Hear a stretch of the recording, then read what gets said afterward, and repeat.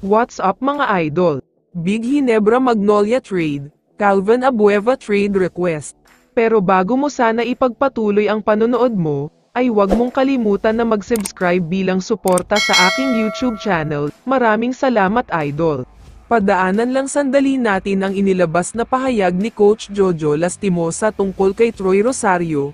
Alam naman nating lahat na kumakalat na ngayon ang mga balita tungkol sa pagpirma ni Troy sa Barangay Ginebra. Ayon kay Coach Jojo, talagang tinanggihan na daw ni Rosario ang offer ng TNT, mga big boss na nga daw ang kumausap sa kanya pero walang nangyari, dahil mukhang Ginebra na daw talaga ang team na gusto niyang puntahan.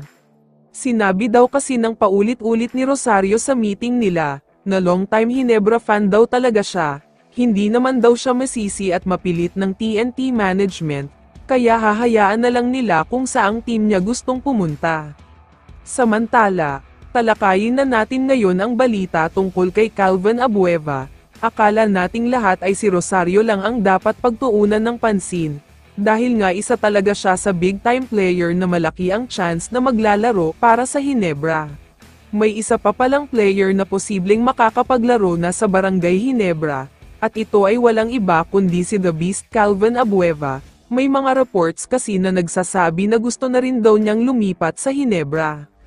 Kung tutuusin, matagal na daw talaga niyang pangarap ang makapaglaro sa Ginebra pero hindi natutupad, dahil ayaw pa talaga niyang umalis sa Magnolia, pero ngayong lilipat na si Troy ay parang gusto rin daw niyang sumunod.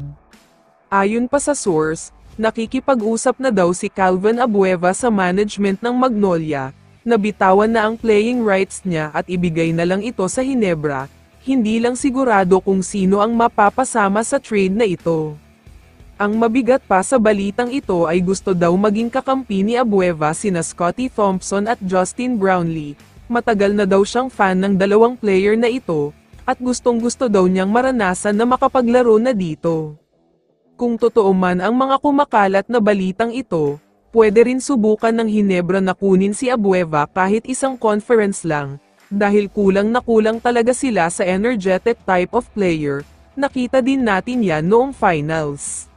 Medyo nagkulang sa energy ang Ginebra kontra sa TNT kaya natalo sila, pero kung magkakaroon sila ng energetic guy tulad ni Abueva, malaki talaga ang maitutulong, lalo na kung makokontrol niya ang emosyon at init ng ulo niya.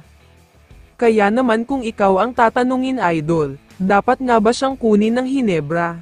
I-comment mo naman ang sagot mo sa tanong na ito. So dito na nagtatapos ang video na ito. Maraming salamat sa pagsuporta at panonood mga idol.